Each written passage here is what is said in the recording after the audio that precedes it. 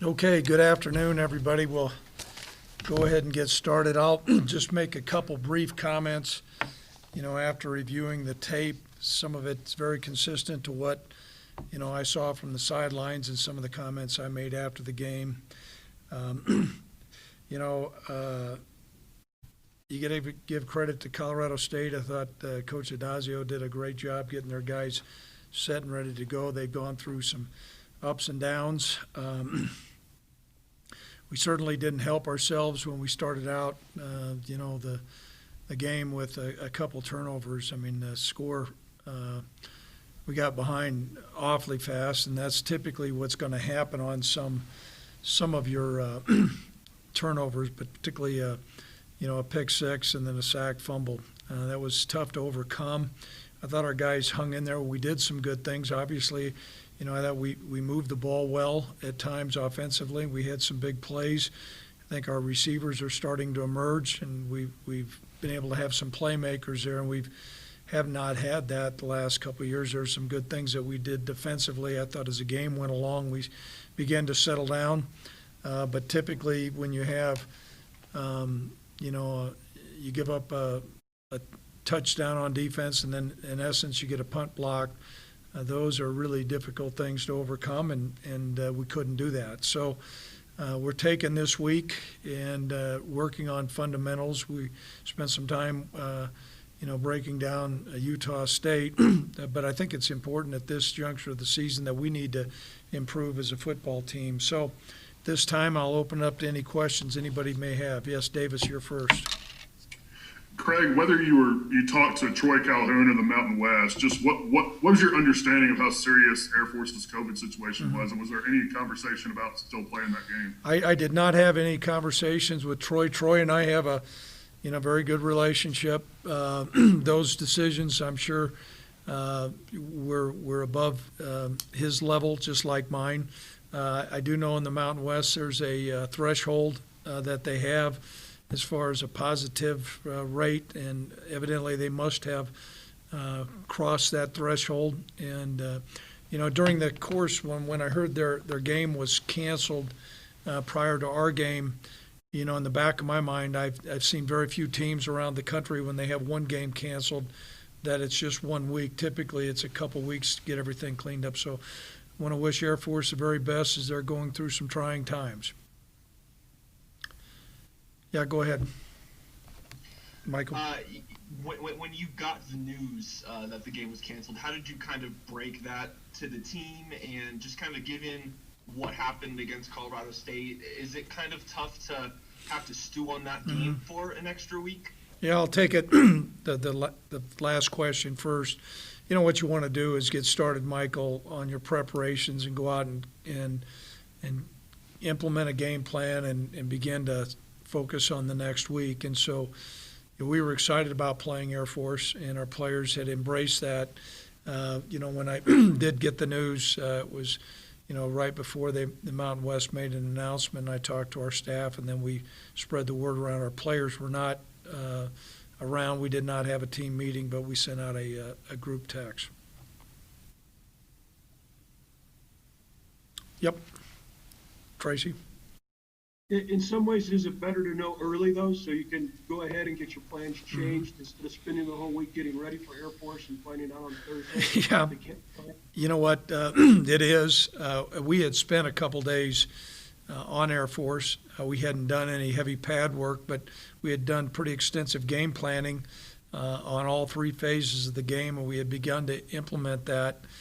But you're right. I mean, the fact that we were able to find out as early as what we did certainly helps. I mean, we could have been going in to like a Thursday and have everything canceled. But, that's going to be the lay of the land this year. The Mountain West done a great job with our testing protocol, and we're getting tested an awful lot. And so if there's a team that spikes later on in the week, that's going to be the outcome. We were fortunate that we found out a little bit early. And so, like I said, we've kind of re-engineered a lot of our thought process, Tracy, this week, and we're going to go and work on fundamentals, and then also work on Utah State.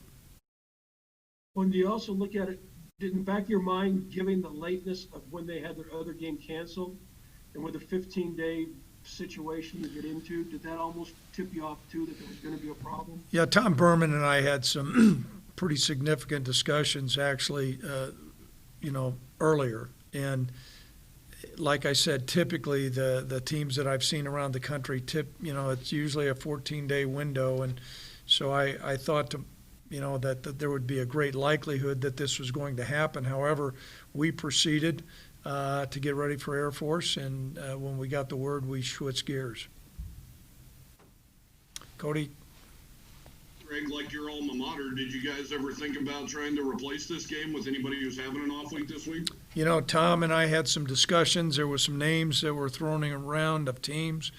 I know he reached out to a couple institutions. I'm probably not at liberty to say which ones, but he was not very optimistic, but I know he did try.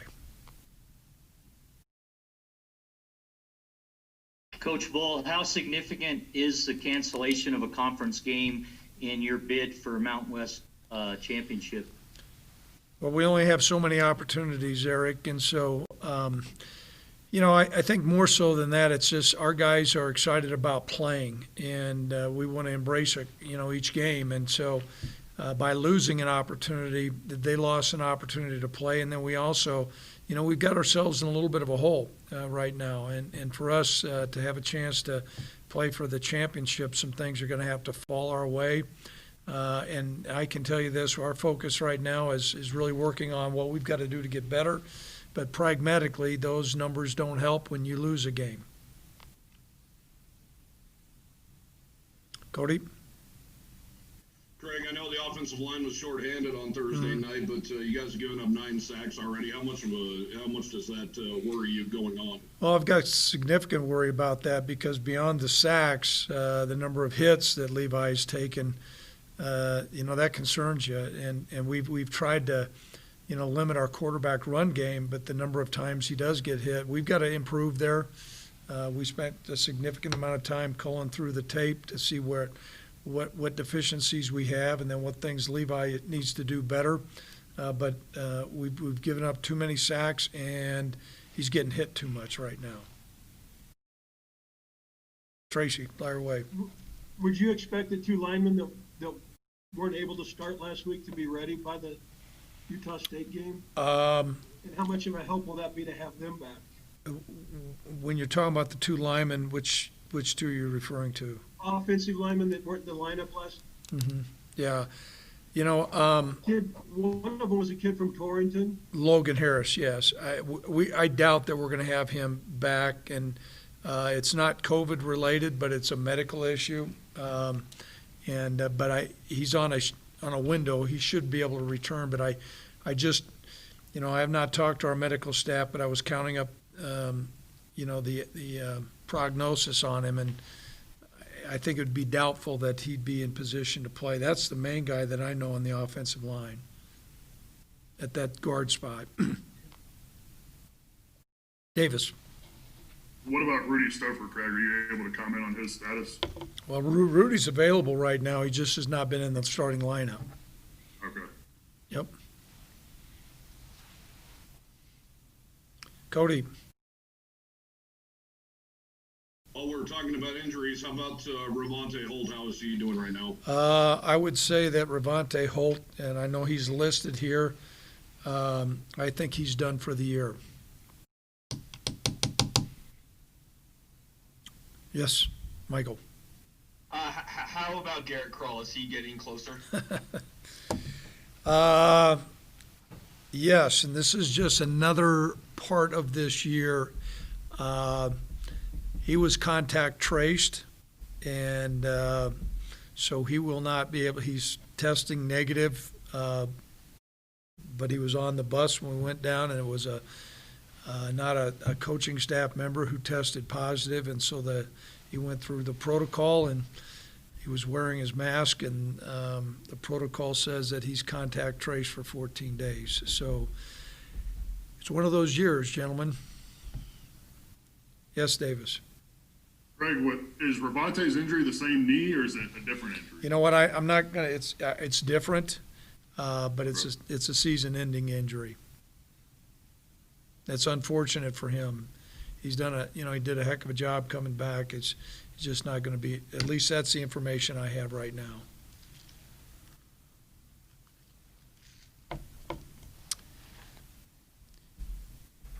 Well, outside of that, it's pretty long dead silence. There's not a lot. Okay, Davis got another question. Craig, obviously this is an off week that you didn't see coming, but with all the COVID issues and guys maybe going out doing their own thing this weekend, I mean, what's the message to your players? Well, I don't. You know what? Our players have, by and large, Davis, been pretty doggone strict. We're getting tested 3 times a week, and I think they all understand.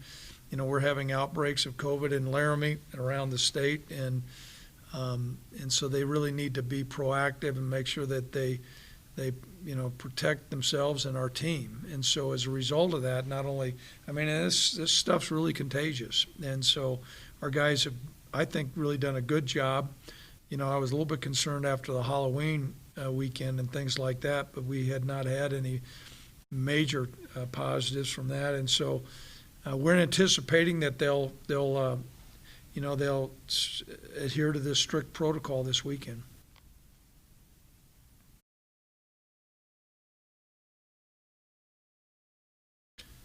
Well, guys, thanks. I know there's not a lot going on, but I appreciate your interest. And someday I look forward to having everybody in this room, and we can, as opposed to raising hands and things like that, we can just nod at one another. So appreciate the interest, and we'll talk to you this next week.